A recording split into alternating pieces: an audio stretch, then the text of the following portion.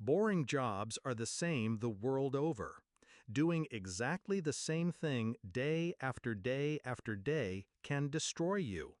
The man who tells this story works as a bus conductor on a route between towns in Malawi. He has been doing this job for 9 years, but it feels like 100 years. At Chitakali, the bus, although already packed full, picks up a few more passengers and continues on its way. The road is wet and the much rain beats gently but endlessly upon the roof of the bus. Outside, the yellow maize stands in the fields unmoving, drunk with too much rain. The rainy season, dark, long, and heavy, is coming to an end. And soon people will be coming to cut the maize. But neither the muddy road nor the maize in the field can show me anything new or interesting. For 9 years I have been a bus conductor, and I cannot begin to count how many times during those 9 years I have been on this road. Whether it is the rainy season as now, or a dry September afternoon, or a cold June morning, it is all the same to me. I always have one wish, and it never changes, to get to the end of the journey as quickly as possible. And yet, I never get my wish. I know the life history of every bridge, every stone, and every tree on the road from Limbe to Maui. I promise you, my past is on the road. So is my present. And I find it hard to imagine a future away from this road. The road to Magawi and back to Limbe and back again to Maui. I don't enjoy thinking about my past before I became a conductor. I know I once had a father and a mother. We once lived on one of the large tea estates in Mulanje. But in my mind, this time is distant, not clear. My father died when I was a little boy, and my mother lived on selling kakasu, illegal beer, to pay for my schooling. When she had finished doing that, she drank herself to death on the day I went home with my first pay. I also had an elder brother who went to work in the mines in South Africa. At first, we used to write. Then my brother stopped answering my letters, so I stopped writing. The boss stops, and I loudly ask if there is anyone getting out here. There is no answer. So the driver starts his engine, and the bus moves on. But a moment later someone rings the bell, and again the bus stops. "I'm dropping here," says a man rising up from a seat not far away from me. Several passengers shout rude, angry words after the man as he pushes his way to the exit. I say nothing to him, and as a result, some of the ugly words are thrown at me too. Before I became a conductor, I worked in a tea research station. My job was to sit all day and write down the figures produced by a strange and complicated machine which I was told measured the brownness of tea. I never understood what those figures meant or how the machine worked. But my boss repeatedly told me that my job was of great importance to tea research. I did not understand this either, though I was proud to play my part in this great work.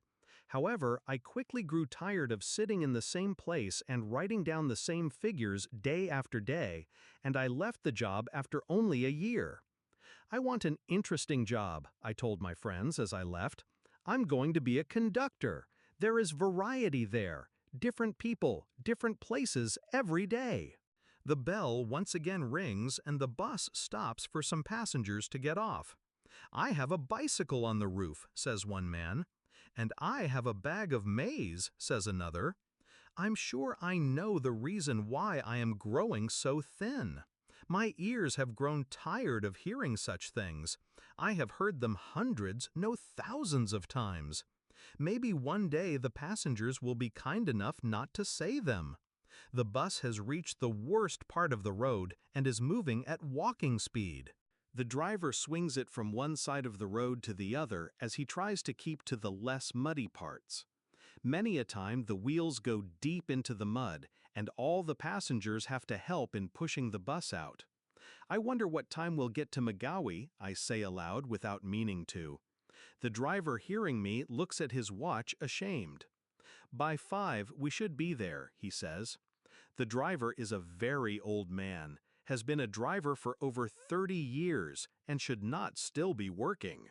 Although all attempts by the National Transport Company to make him stop have failed, no one understands why this strange old man, who is said to be very rich, prefers to go on working. I suspect he will die as soon as he is taken off the road. Behind the wheel, he looks full of life, but his eyes show the shadow of death. It is only the road that keeps him alive. The bus slides in the mud on a steep hill and nearly turns over. Streams of water run down the side of the road. Everyone comes out and push. It seems to me that the road changes everybody. No one is free of it. Not just the driver, but all the passengers I have ever met. I feel sorry for them. But the thought worries me. I became a conductor in order to escape from a boring job and a cold, impersonal machine that measured the brownness of tea. But after 9 years, I do not find much variety in the brownness of men. Indeed, it seems to me that these are the same passengers that I left Limbe with on that rainy morning 9 years ago. That rude, talkative man has been on the same back seat for 9 years and is still telling the story of his business success. So too that other man near the window who smokes all the time but won't let the windows be opened. That crying child never seems to grow up. And there is that fat woman who cleverly pushes off everyone attempting to sit next to her. Yes, these are the same passengers, and it is the same road, the same journey without end. Everyone comes out and push. The rain continues to fall, and the driver keeps swinging the bus from one side of the road to another to avoid the mud. The bus complains continuously under the heavy load of passengers, which never seems to get less. People get on and get off, but the bus is always crowded. At Kamji, the bus stops to pick up a few passengers wet with rain. Among them is a man wearing an old yellow raincoat. I look at him carefully as he gets on. Yes, indeed, my father. My father had just that hardened look on his face that bent back from years of picking tea. And for the first time in these 9 years, I see before me a clear picture of my father, my mother, my brother, our little house on the estate, the fruit trees in front of the house, the red roof of the factory in the distance, and the black smoke coming out of it. Everything to the last detail. I hear the singing of the workers as they pick tea leaves in the fields in their rough yellow raincoats with baskets on their backs. I feel now, as I felt then, respect for these workers, who with their songs make hard work and hard lives seem so pleasant. A feeling of joy suddenly fills me. I move over to where the man is standing and touch his shoulder. "Father," I shout, and I feel the tears coming out of my eyes. I turn and smile at everyone in the bus, and I see my joy shining back from their faces.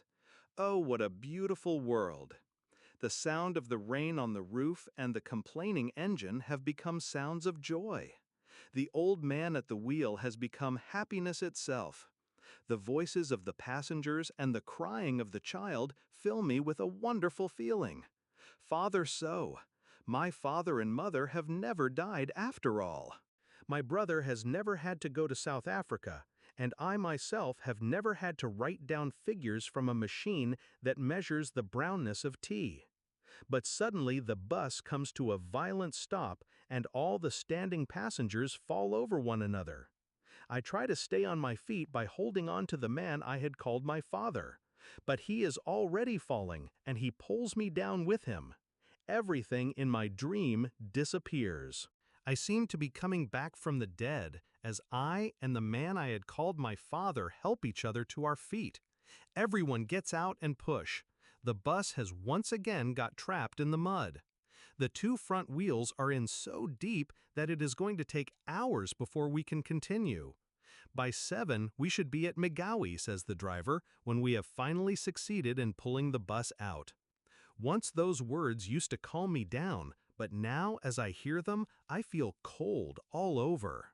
The idea of arrival has now begun to frighten me.